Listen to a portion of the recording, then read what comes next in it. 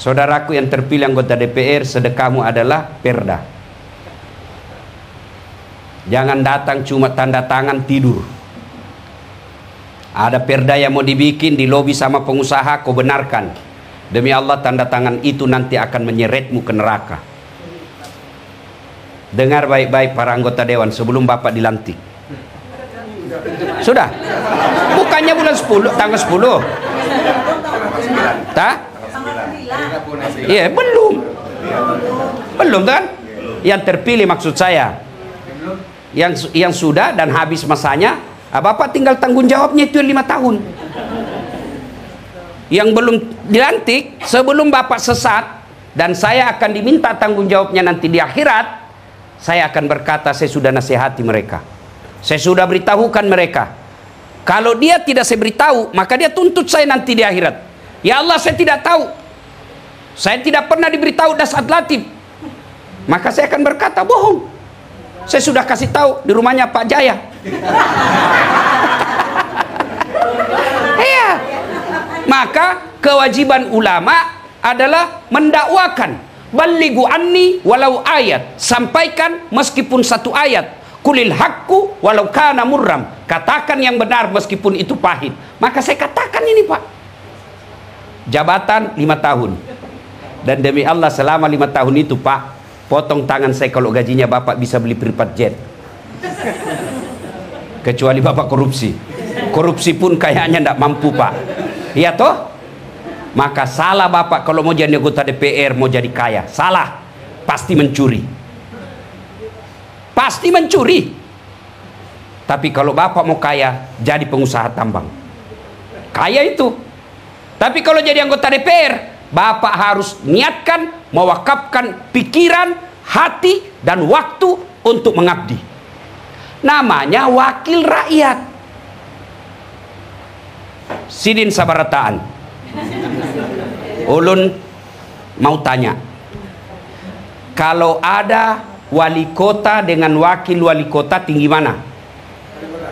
Hah? Mana tinggi wakil? Swedia itu, Pak, wakil rakyatnya lebih rendah gajinya daripada PNS kalau di Indonesia. Apa kata mereka rakyat? Ngapain kami gaji mereka tinggi-tinggi? Untuk apa kami gaji tinggi-tinggi? Nggak, kerjanya juga nggak jelas. Kami yang bayar pajak. Lalu kamu nggak urus kami, untuk apa kau digaji tinggi-tinggi? Maka kalau Bapak mau kaya, salah kalau jadi anggota DPR. Tapi kalau cari amal dan sedekah, itu tempatnya paling cocok. Bagaimana cara bersedekahnya? Bukan sedekah dengan bagi-bagi jilbab. Berapa gajinya Bapak? Jadi kalau mengandalkan proposal, kalian juga rakyat jangan selalu bawa proposal ke anggota DPR. Berapa gajinya, kasihan. Datang ini Pak Dewan yang terhormat, ini ada kasihan, gajinya berapa? Maka anggota DPR sedekahnya adalah pengabdian. Pengabdiannya bicara. Bapak tahu posisinya anggota DPR kalau kita berjamaah? Imam, wali kota.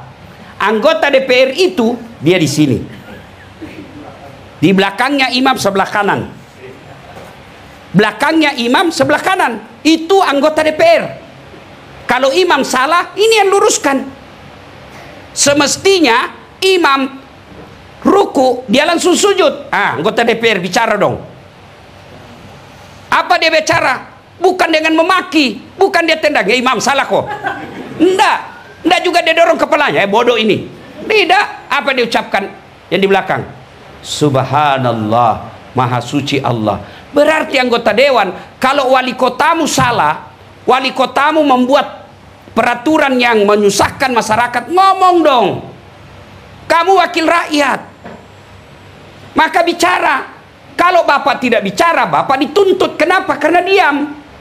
Tapi kalau sudah bicara, tidak dilaksanakan, lepas tanggung jawab sebagai anggota dewan. Kita bukan eksekutor, kita hanya legislatif. Legislatif itu berbicara, haknya berbicara. Cuma bagaimana kau jadi anggota DPR kalau kau tidak tahu bicara? Ada anggota DPR tidak tahu bicara, banyak. Ya apa.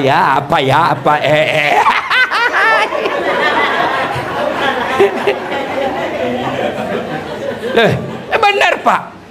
Anggota dewan itu kalau bicara belajar demokrasi, anggota dewan itu memang dia bicara. Hak konstitusinya dilindungi undang-undang. Bapak bicara dalam gedung DPR, itu dilindungi undang-undang.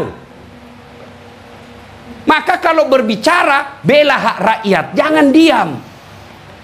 Saudara dipilih bukan di lotre, meski kami tak kenal siapa saudara. Kami tak peduli karena suara diam, suara suara ha.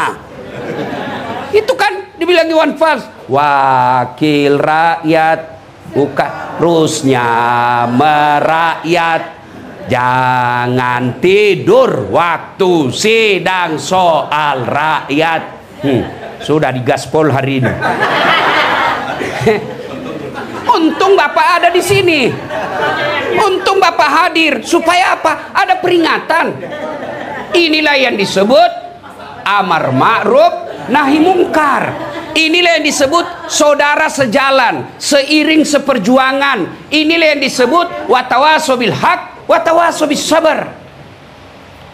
Nah, cuma salahnya anggota dewan kita prestise, gengsi, wibawa. Mau dibilang anggota dewan, itauwa. Kalau orang di Sulawesi, itauwa. Anggota dewan, itauwa. Wih, hebatnya. Meskipun tidak tahu itu bicara. Dewan ngomong, Pak. Saya menyarankan kepada anggota DPR, senjata paling ampuh Bapak adalah ngomong. Dialog. Wakil rakyat, penyambung lidah rakyat. Apa maunya rakyat, Bapak ngomong. Maka saya sarankan kepada Pak Jaya, anggota DPR Nasdem setingkat provinsi, kumpul mereka, latih mereka public speaking. Latih mereka berbicara. Bagaimana meyakinkan? Itu kerjaan saya, Pak. Bapak lihat saya ceramah. Coba lihat ceramah saya. Hampir semua golongan senang. Dari orang tua sampai anak-anak kecil senang dengar ceramah saya. No, dimaki-maki dia tidak tersinggung. Coba lihat di ceramah YouTube saya. Mana ada yang berani maki-maki jenderal? Kenapa? Karena saya punya public speaking. Bicara yang baik. Sampaikan tujuan kita tanpa menyinggung perasaannya orang. Ini Bapak harus punya. Bayangkan kalau Bapak pidato, kampanye, meyakinkan orang. Insya Allah. Kalau niatnya membela rakyat, Bapak di penjara sekalipun jihad. Itulah penjara seperti yang dialami oleh Nabi Yusuf. Maka Bapak-bapak dewan yang mulia, jadikan jabatan sebagai anggota dewan sedekah buat rakyat. Bayangkan kalau Bapak bikin, kan DPRD itu punya 3 fungsi. Pertama namanya fungsi legislasi, membikin undang-undang. Kalau dia DPRD, DPR. Kalau dia di daerah, DPRD namanya, Perda namanya, dia yang bikin. 2 itu ada hak inisiatif, ada hak dari pemerintah masukkan, wali kota masukkan, dipelajari, dilihat, maka disebut Ramperda, rancangan peraturan daerah. Anggota DPR punya inisiatif sendiri, ini bikin, lalu diajukan, diterima, ketok palu, tak, pemerintah laksanakan, diawasi oleh Satpol PP. Itu satu, hak legislatif. Yang kedua disebut fungsi budgeting. Apa itu? Mengatur keuangan. Itulah sebabnya dia pergi reses. Cuma kadang-kala anggota DPR kita resesnya palsu. Ada fotonya, ada tanda tangannya, tapi di rumah dibikin. Nggak dia datang ke masyarakat. Masyarakat juga goblok. Kenapa kau tanda tangan? Cuma dikasih modal nasi bungkus harga 25.000, pembeli bensin 100, padahal lebih banyak lagi diambil itu anggota dewan. Siapa suruh kau panggil saya?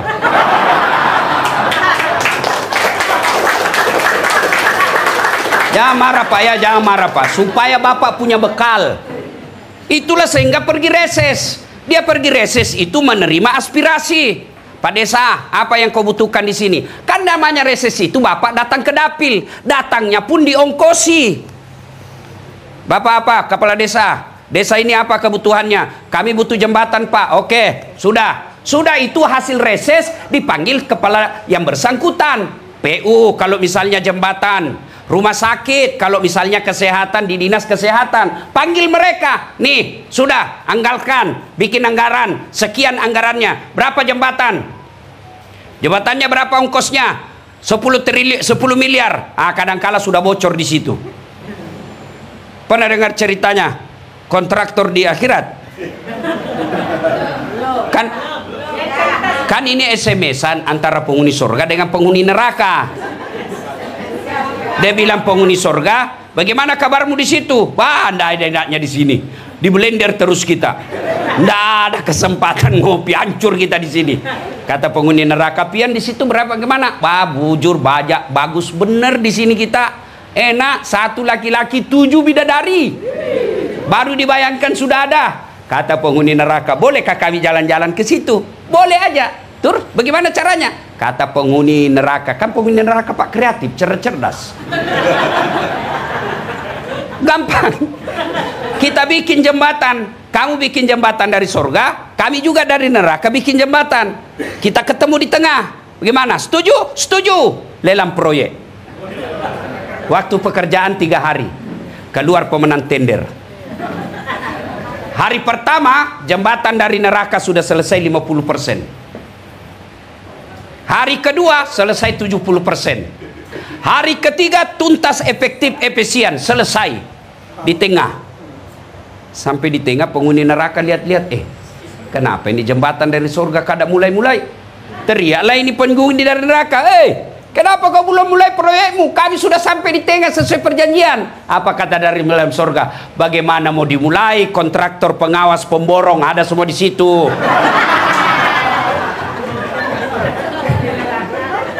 Di sini hanya penghafal Quran.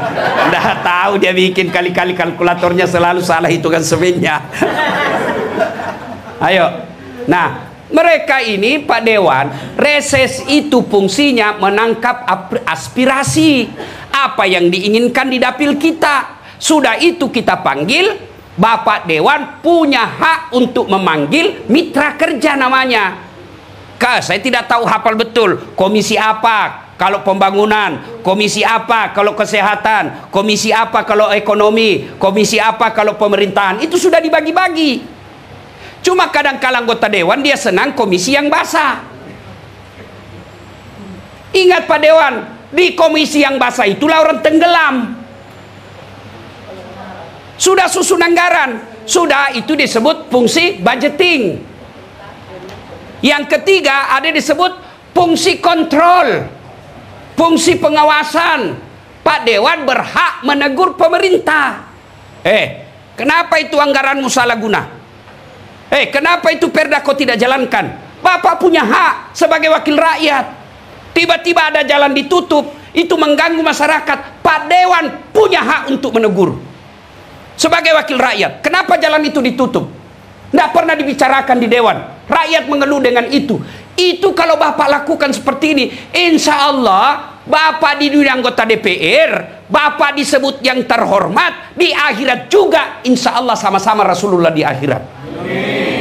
Tapi kalau Bapak hanya kejar proyek, salah gunakan reses, di dunia kau anggota dewan terhormat, di akhirat kau akan abadi dalam neraka. Pilih mana? Pilih mana? Anggota DPR 5 tahun Pak, 5 tahun demi Allah. Kalau untung terpilih lagi, kalau tidak untung wabillahi taufiq wal hidayah. Tapi dosanya dibawa sampai mati. Ini bersyukur Bapak belum dilantik sudah dapat pembekalan luar biasa. Ya Allah, saya sudah sampaikan kepada mereka. Saya lepas tangan. Tinggal mereka menjalankan apa yang saya sampaikan. Mudah-mudahan ada manfaat. Lebih dan kurangnya mohon dimaafkan. Assalamualaikum warahmatullahi wabarakatuh.